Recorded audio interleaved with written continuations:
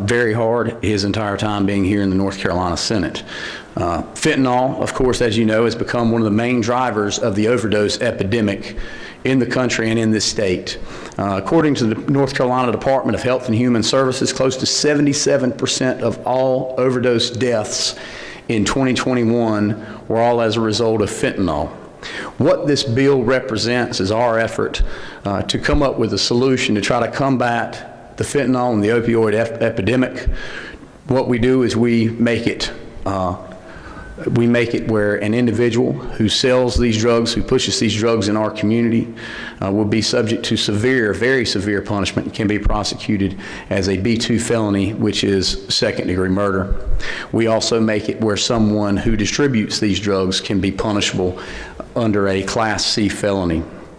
This is something that in all 50 states we're trying to deal with. We also create a opioid task force under this legislation so that all our law enforcement agencies across our state will work together collectively to try to combat these dangerous drugs that are pouring in from the Mexican border and ensure that we keep these drugs and keep these individuals out of our community from causing damage and causing loss of life. I'm going to somewhat cut short most of the intro on this bill. We're going to save some of the information on this bill for the end. And what we've got is we've got a room full of sheriffs, we've got a room full of elected district attorneys, we've got a room full of victims of the opioid epidemic who are here today, who are here to speak about why we are doing what we're doing with this legislation and why this legislation is so critical and so important for the state of North Carolina. First, I would like to invite up Miss Leslie Maynor Locklear to share her story. Miss Locklear is from Robeson County. She lost 2 sons as a result of these dangerous drugs that are being pushed in our communities. Miss Locklear, if you could please come to the podium.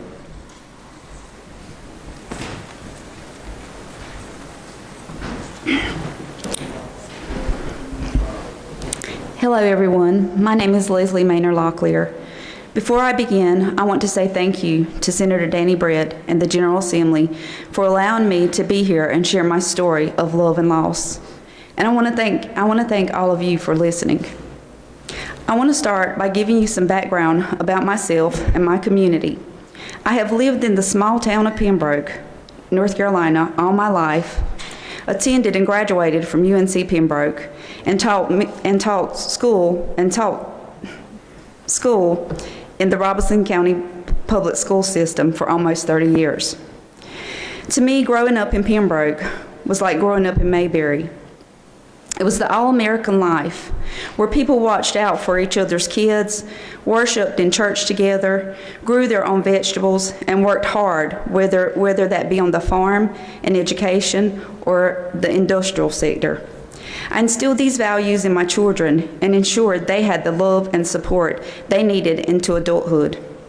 But today, drug addiction has become a great suffering for our small community, as it is across the entire state of North Carolina and America. And I hope that some good comes out of the personal tragedy that I'm about to share with you. Within a span of 9 months, I lost my purpose as a mother when both my sons died from separate drug and fentanyl-related deaths last year. On February the 2nd, 2022, my youngest son, Matthew, who was 30 years old, died to a fentanyl overdose. He had a great job in Raleigh, a girlfriend, and a supportive family.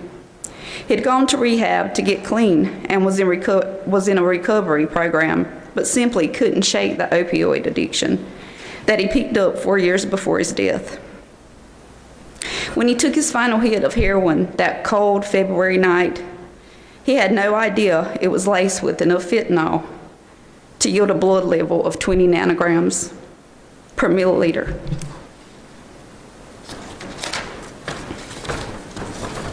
In case you didn't know, the lethal amount to a human is 7 nanograms per milliliter. So he had 3 times over the lethal limit in his blood. He was found by city workers lying on the cold ground in a stairway not far from NC State University. This is not something a mother wants to experience, but my loss didn't end there. In November of 2022,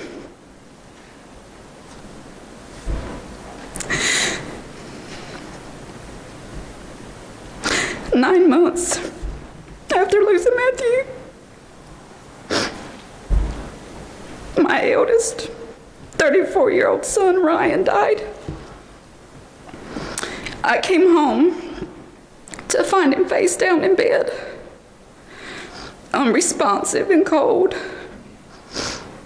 Ryan had also struggled during the past couple years with drug addiction. While we are all still waiting for the autopsy results to confirm whether there were any drugs in Ryan's system, we know that 2 years of addiction had destroyed his body. His thyroid was less than 5% functional, and he had signs of congestive heart failure. Again, not something a mother wants to experience. Matt was a beautiful soul with an infectious smile. The love that he had for people was amazing. He was my social bug and the most affectionate of all my children. He loved to make people laugh and never met a stranger. He had the humblest of hearts. Ryan had a brilliant mind. He never got in trouble in his years of elementary, middle, and high school. He was always willing to share his knowledge with others and wanted to serve others. He would help me tutor my students in math after and during school. He had a love for young people and a big desire to make a positive impact on their lives. He never failed to share his love for God with those in his life. At the age of 30, Ryan had tried to help others from drug addiction, but was instead overtaken by addiction himself. My boys were smart, hardworking, and had unlimited potential. They were good boys who went to church, respected their elders, said please, thank you, yes sir, and yes ma'am. They were best friends with their 5-year-old nephew Hunter, whom they loved dearly. But the strong peer pressure at a time of weakness forever changed and ultimately took their lives. I often ask myself, how could a person with these great attributes of love and laughter suffer from addiction? It doesn't matter who you are, your status, what family you come from, your income level, or where you live, or how much you are loved. Addiction can take over and control anyone's life. Addiction is a disease, and it affects everyone in your family. Watching your child face these struggles is heartbreaking, especially when you know there is nothing you can do but pray. I never thought something like this would happen to me or my family, but it did, and it can affect yours as well if it hasn't already. My family and I are forever changed and heartbroken. Today, I stand before you as a heartbroken mother who lost both her sons, trying to explain to their sister Lauren, my last remaining child, while this happened to us, and to explain to her son Lauren, my grandson, why his Uncle Matt and Uncle Ryan can't visit him anymore or come to his hockey practices. I don't have the answers on what to do to stop this epidemic, but I know we must try and keep trying, because if we stop, we lose. I owe it to my boys to fight for them and to support every measure I can to stem the flow of illegal drugs, to punish the people who sell them, and to stop every person I can from ever trying it. No moment of pleasure is worth that pain. While the drug problem was already bad before fentanyl came on the scenes, it's an absolute epidemic now. While data is not available for all of 2022, in 2021, we lost over 4,000 of our North Carolina citizens to accidental drug overdoses. One life is one too many. In 2022, 2 lives were my sons. We can't take anything for granted anymore. We need to take a stand and fight for our children, the most precious part of our community and our future.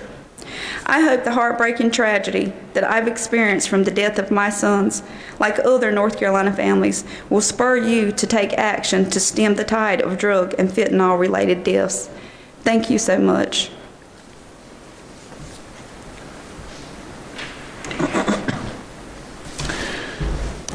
Next, I would like to invite two district attorneys who are here to speak on this. First, District Attorney Matt Scott and District Attorney Mike Hardin.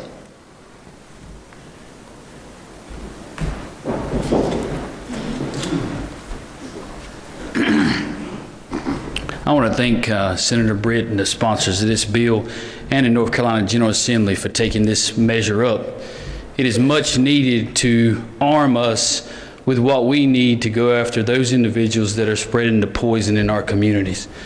Because as what you just showed and what you see before us now is pictures of the loss of not just one family, but the loss of our community of Robeson County, but also of our state. It's just one small example of the many lives that are lost that can be saved by measures like this and other measures that not only go towards punishing those that need to be punished, but also providing help to those that need help.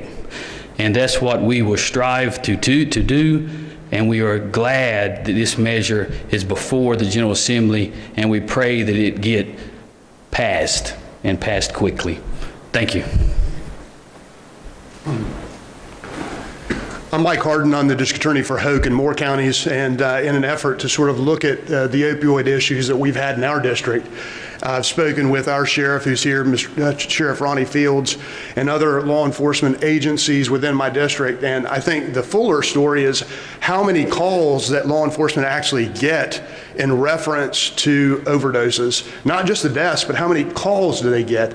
And in looking at my district alone in the last 2 or 3 years, we've gotten hundreds and hundreds of calls per year on overdoses that law enforcement's had to respond to. And in many of those cases, they've had to use Narcan in order to bring someone back to life. And that is a truer story of exactly what law enforcement's having to deal with and what our communities are having to deal with these fentanyl toxicity deaths. I'm terribly sorry for the loss of this family in Robeson County. I share borders with Robeson County, and I have the same issues and problems in Hoke County that they have in Robeson County.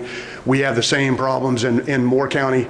Throughout this state, we have the same issues, and we need to work together to solve these problems. And I appreciate the Senate, especially Senator McInnes and Senator Britt, for bringing this legislation. Thank you, Mr. Hardin, Mr. Scott. At this time, I'll turn it over to Senator Lazar, the other primary sponsor on the bill. Good morning, and thank you, Senator Britt. I would also like to thank Senator Tom McInnes, who Senator Britt alluded to earlier, that could not be here this morning for, he had a medical procedure, but he is completely passionate about this, and it's been an honor to get to know him and to work alongside him. As we've all seen and heard, fentanyl has brought us to the most difficult challenge yet in the overdose epidemic. Fentanyl is a synthetic opioid with a high potency and low cost. It is at least 100 times, and I'll repeat that, 100 times more powerful than an equivalent amount of morphine. Drug dealers are mixing fentanyl with other illicit drugs, and users are ingesting fentanyl without ever knowing it. They have no idea. The DEA estimates that 1 kilogram of fentanyl, about 2.2 pounds, has the potential to kill 500,000 people. And U.S. Customs and Border Protection have already seized 12,500 pounds this fiscal year to date. Think of those numbers for just a moment. That's only what's been seized. This drug is ravaging our communities. In 2021, 11 North Carolinians died each and every day from a drug overdose. Every day.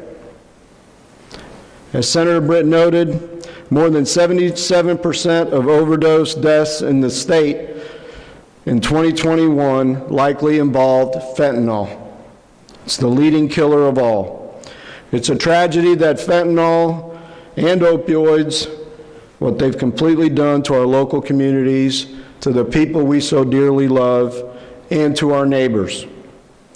I brought with me this morning some folks who have experienced that firsthand, as we've heard earlier today, and I'm very sorry for your loss. Today I have with me Vanessa South. If I can please ask her to come forward and just share her story.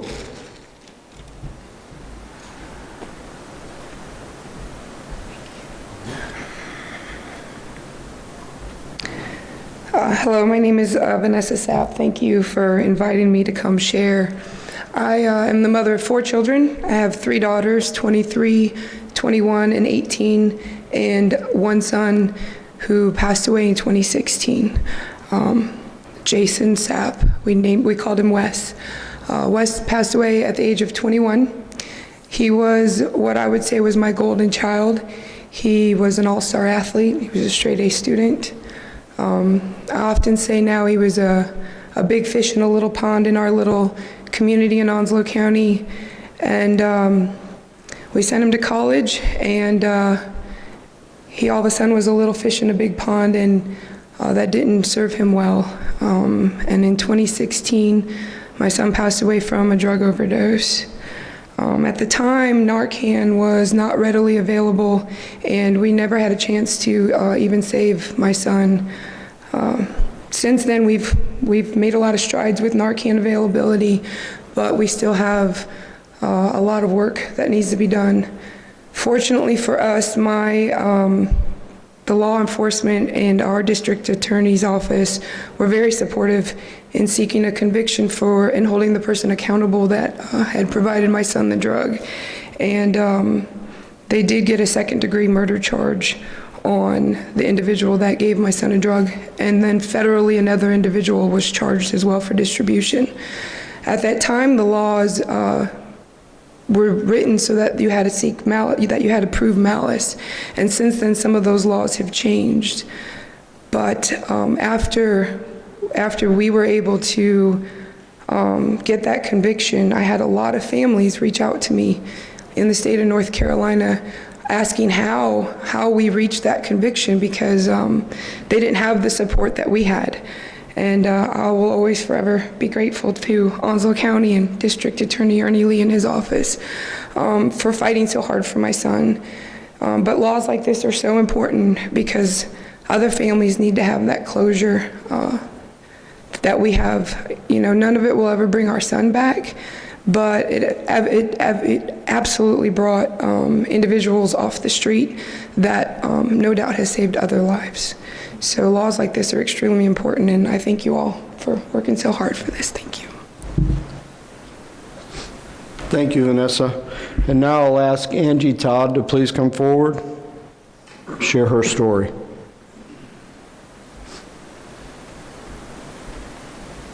Hello, everyone. Thank you for inviting me. I'm glad to see that this bill has come to be. Thank you to the senators that took the time to put this together. My name is Angie Todd. I'm the director of Onslow County Families of Addicts. I'm a child of an addict as well as the mother of an addict. In 2014, my husband lost his childhood best friend, Nathan, of 33 years to a fentanyl overdose. None of us had any idea that the situation had escalated to this state, as the family's first instinct is to hide the addiction. Nathan had been trying to stay clean, and he unfortunately made the decision to contact his dealer to make one more purchase. Nathan thought he was purchasing heroin. He received fentanyl. Unbeknownst to himself, and overdosed on the bathroom floor of his workplace alone. Nathan was college educated, worked in the medical field, owned his home, and had a beautiful wife. My husband was devastated, and most of us watching it all unfold felt helpless. We did not yet understand the power of these drugs, fentanyl, heroin, and meth, had over someone suffering from the disease of addiction. When I found out in 2016 that my daughter Cassie had tried meth, my world started to spin immediately. She also was offered the drug one night from a friend under the ruse that it was cocaine. I remember her telling me, "Mom, as soon as I did it, I knew it was over." I've had the high described to me as, imagine that you as a Christian are meeting Jesus for the first time. That's the way the high feels for an addict. My daughter owned her own home, paid off her vehicle, worked 2 jobs, one of which she had been employed since the age of 16, and had worked herself into management. Mother of 2 beautiful little boys, and nowhere to go but up. She lost it all within the first year of her active addiction. Thankfully, her life has been spared. Fortunately, my daughter is doing well since we moved to North Carolina in 2019. Her active addiction was in full force from 2016 to 2018. I made it my priority to learn and understand as much as I could about her disease of addiction. However, in this time frame, I also learned to what lengths dealers will go in getting these highly addictive substances to our loved ones, whether it's sliding into other drugs or offering testers at the local gas stations or anywhere that it is easily accessible to people. We hold our loved ones in addiction accountable for their actions, and we need to have stricter penalties for those that prey on our loved ones in their weakest moments. Thank you. Thank you, Angie, for the testaments that we have today. And now I'd like to ask our District Attorney, Ernie Lee, to please come forward to say a few remarks. My name is Ernie Lee. I am the District Attorney for Onslow, Sampson, Duplin, and Jones counties. I'm also President of the Conference of District Attorneys here in North Carolina. On behalf of the District Attorneys of this state and the Conference of DAs, we come and support Senate Bill 189 that will strengthen our fentanyl laws, increase punishment for certain trafficking offenses, and strengthen and broaden our death by distribution statute. We would like to give and thank our supporter, give support to these individuals behind us who are supporting this, because we've got 3 senators here who have the courage to do what is right for North Carolina. And I really appreciate their efforts in this. I got my senator right here, Mike Lazzara, and I really appreciate his efforts. You know, overdose deaths, particularly those attributed to fentanyl, have reached record highs in the state of North Carolina, have brought untold misery to families, and created a state of emergency in our communities that we in law enforcement are trying to combat this epidemic.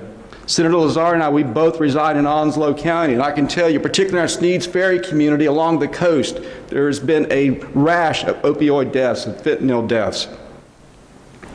The other senators can attest, as well as the sheriffs who are here, as well as the district attorneys, and also attest in their own communities, their own neighborhoods, of this epidemic.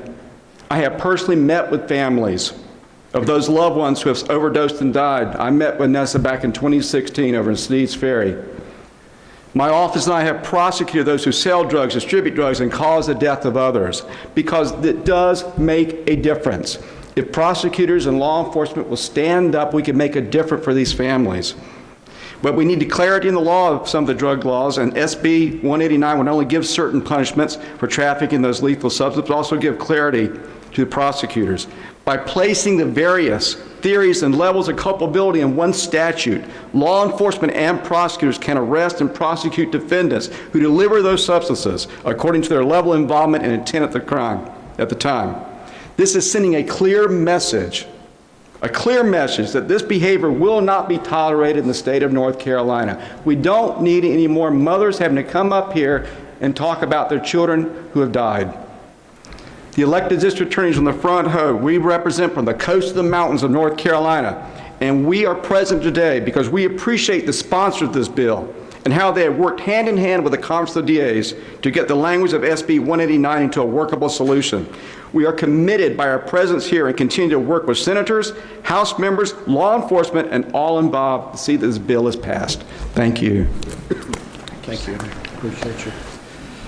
Thank you, Ernie. Now I'd like to ask Chief Mike Canaro to please come forward.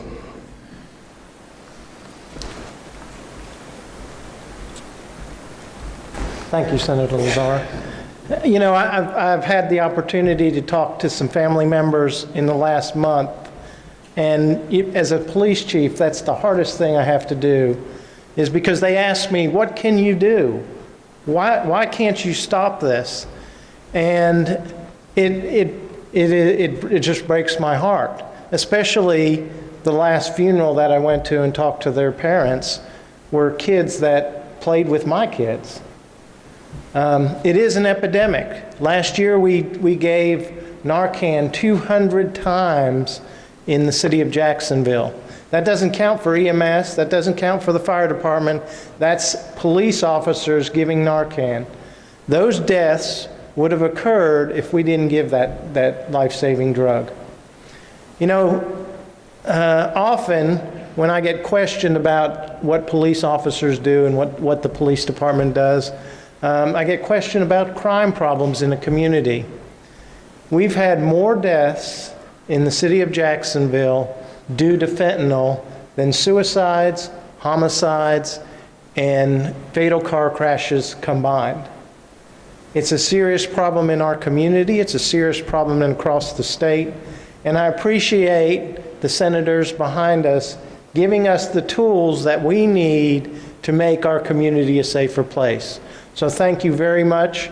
We hope that this bill gets passed very quickly and that we have the tools to make our community safe. Thank you, Chief. Thank you, Chief Yanez. And our final speaker, Sheriff Chris Thomas, please come forward.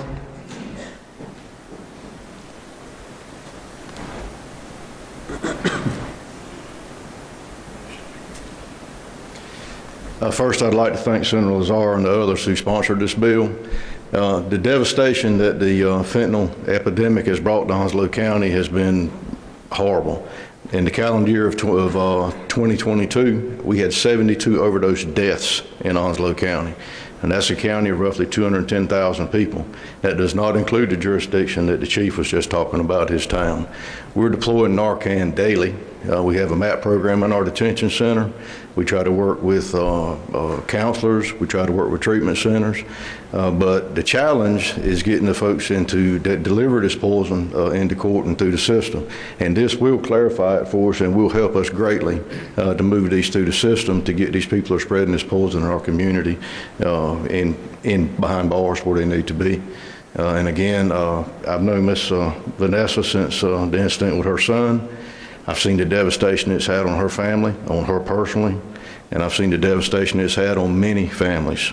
My deputies deploy Narcan weekly. We've had overdose deaths 3 in one home at one time. So it is that terrible in our community. And I want to thank you again, Senator, for sponsoring this, and I'm hoping it passes quickly. Thank you. Thank you.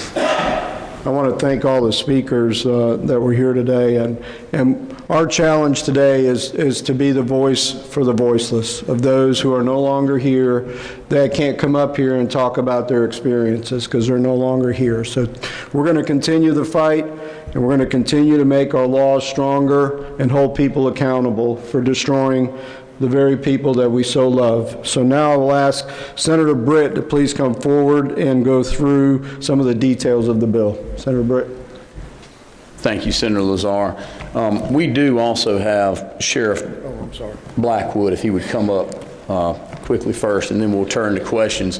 What we want to be real clear about this is the district attorneys in the state, the sheriffs in the state, and all the members in the Senate, we stand strong together to ensure that we do everything we can to combat the fentanyl epidemic in the state.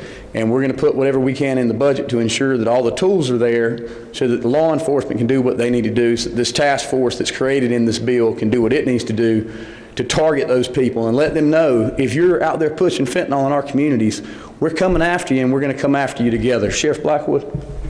Thank you. First, I want to say thank you to the families who have come forward with their stories. These are stories that are difficult to hear, but they're stories we absolutely must listen to. And I mean listen and respond.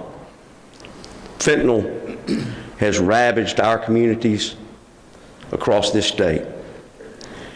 Narcan has been a lifesaver, but we're running out of Narcan. We're having to get grants to get Narcan. And that's absurd. It's absurd to think that we must do that.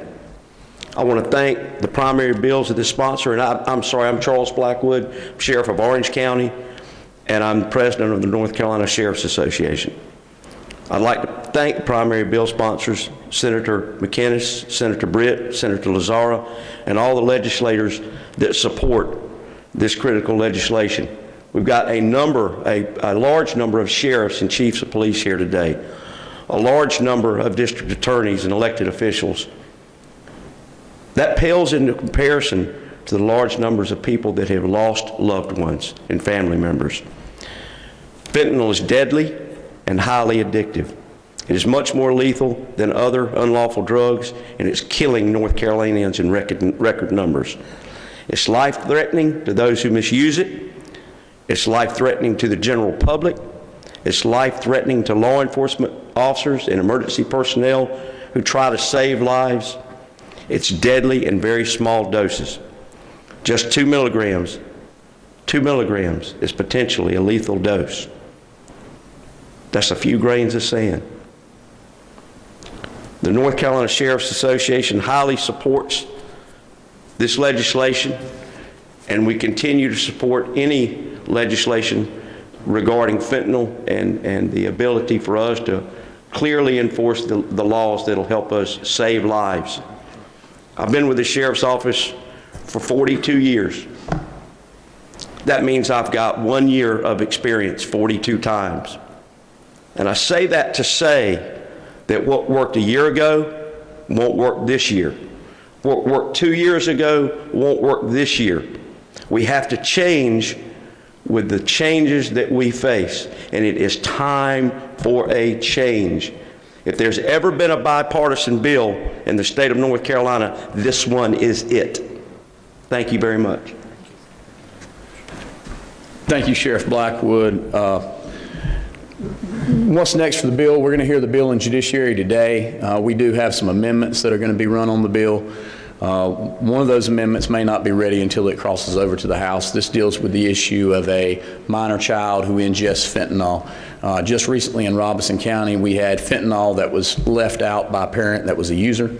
Child ingested that fentanyl. We have crimes that penalize firearms that are left unattended. We believe we should have crimes that penalize leaving something as dangerous as fentanyl unattended. So that's an amendment that we're working on. But this will be in Judiciary today. We're going to try to get everybody over there so they have an opportunity to speak in committee today as well.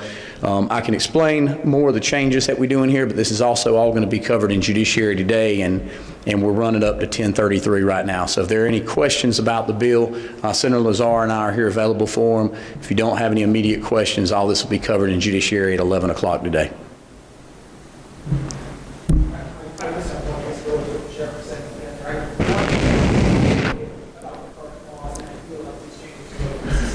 So one hypothetical is the situation where a drug dealer is trying to get someone hooked, right? They're trying to make a sale, so they pass off the drug and say, here, I want you to try this. Tell me what you think about it.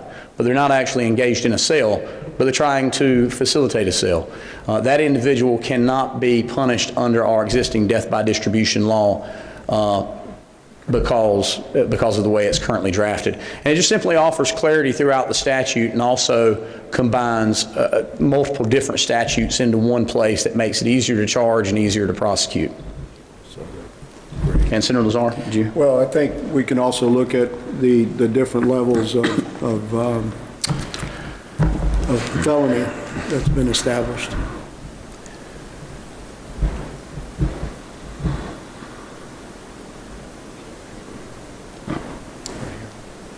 Yes. Is there anything in the bill about funding for Narcan? There is not. However, there's funding in the DHHS budget for Narcan.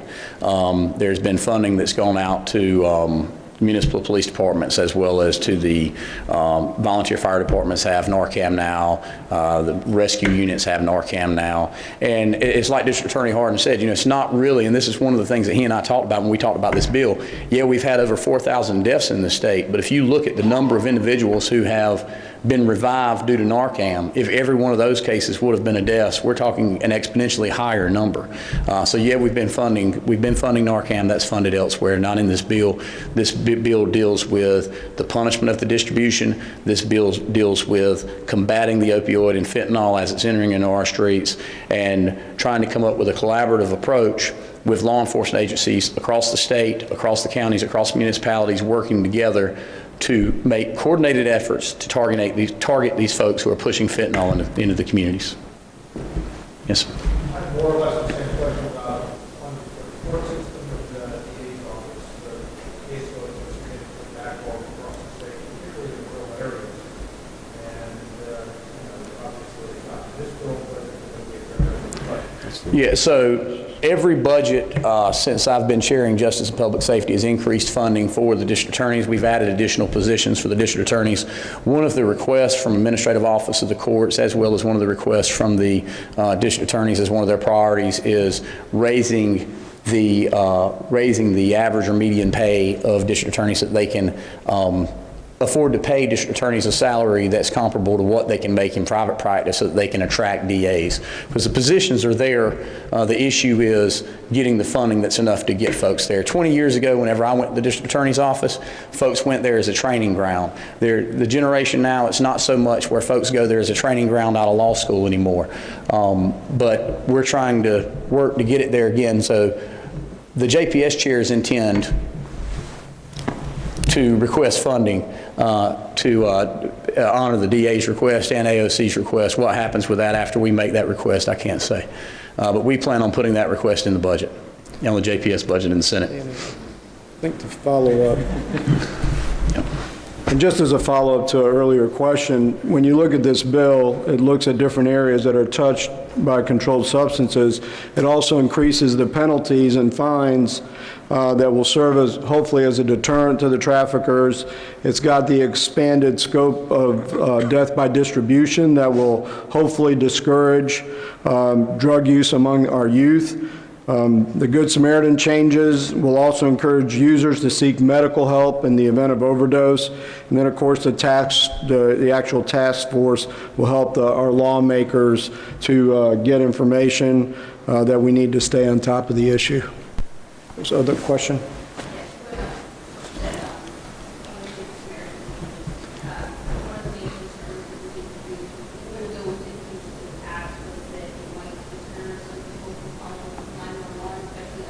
We've corrected that provision. Right. So in the previous death by distribution bill that we worked on last session, there were certain certain offenses under Chapter 90, which is where our drug offenses are categorized, that we said if someone overdoses from this, or if someone has this type of drug and it's a low-level amount on them, they call 911, they're not going to be charged with that low-level amount of drug. What we've done is we're running an amendment to say all Chapter 90 offenses, but it's still going to be that low-level amount of drug, because we don't want a drug dealer to have somebody sit there in front of them and take the drug and then be able to get off of the charges they might be potentially facing simply because they call 911. So, I mean, if somebody has a high-level amount of drugs, then the Good Samaritan law isn't going to apply. But if somebody has a low level, so if you're, there with the person using, for example, and you're not a dealer who has a larger amount, then the Good Samaritan law would apply. And we want to encourage people to call 911. We want to encourage people to seek assistance. We don't want people to die. We don't want people to be using drugs with someone else and be afraid they're going to catch a charge, so they're going to simply refuse to call 911. So we want to discourage away from that, but we also don't want a drug dealer to be able to use that as a way out also. And I think I'm being told we need to wrap up, but we may have, Final question? Okay, thank you all. All right, thank you all for coming, and we'll be in Judiciary in 544 at 11 o'clock.